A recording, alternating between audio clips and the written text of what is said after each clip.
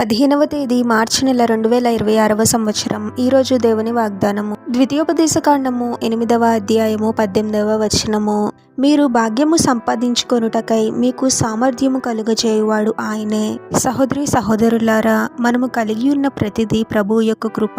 మనకున్న ఆహారము, గృహము, సంపద, ఆశీర్వాదము, సమృద్ధి ప్రతిదీ ప్రభు మనకు అనుగ్రహించినదే. నా జ్ఞానము వలనే, బలము వలనే, తెలివితేటల వలనే ఇది నేను సంపాదించాను అని ఎప్పుడు అనుకోకూడదు. ఎంతోమంది ఈ లోకంలో బలవంతులై, జ్ఞానవంతులై ఉన్నప్పటికీ సమృద్ధి లేక కరువులో జీవిస్తూ ఉన్నారు. మనం ఎంత కష్టపడినా, ఎంత ప్రయాసపడినా ప్రభు యొక్క కృప లేకపోతే అదంతా వ్యర్థమే. మనము ఏ విషయంలో ఆశీర్వదింపబడినా, విజయాన్ని సాధించినా ఇది నా వలనే అని అనుకోకూడదు, కానీ కేవలం ప్రభు యొక్క కృప మాత్రమే అని మనం గ్రహించగలగాలి. మనము సంపాదించుకొనడానికి సామర్థ్యము కలుగచేయువాడు ప్రభువే. ఆ విషయాన్ని మనం ఎప్పుడు గుర్తుంచుకుంటే మనలో గర్వం రాదు. ఎంతో మంది ఈ లోకంలో వారికున్న సంపదను బట్టి ప్రభువుని మర్చిపోయి గర్వాన్ని కలిగి మరలా కొంతకాలం అయిపోయిన తర్వాత ఎంతో నష్టాన్ని చూసిన వారు ఉన్నారు. మన జీవితాలలో ప్రభు చేసిన ఏ ఉపకారాన్ని మర్చిపోకూడదు.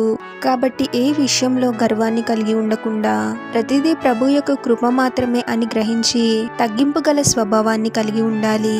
ప్రార్థన. పరిశుద్ధుడు ప్రభువా, మీ పరిశుద్ధమైన నామమునకు తరతరములు యుగములు మహిమ కలుగును గాక. మరొక నూతన దినంలోనికి మమ్మల్ని క్షేమంగా ప్రవేశింపచేసిన దేవా, మీకే స్తోత్రం తండ్రి. మేమెంత కష్టపడినా మీ కృప లేకపోతే మేమేది సాధించలేము ప్రభువా. ఇది నా జ్ఞానము వలన, బలము వలన, తెలివితేటల వలనే సాధించాను అనే గర్వాన్ని మాలో నుండి తీసివేయండి తండ్రి. ఏ విషయంలోనూ మేము గర్వాన్ని కలిగి ఉండకూడదు ప్రభువా. మాకు అనుగ్రహించిన ప్రతి మేలుని బట్టి మిమ్మల్ని ఎంతగానో స్తుతిస్తున్నాము ప్రభువా.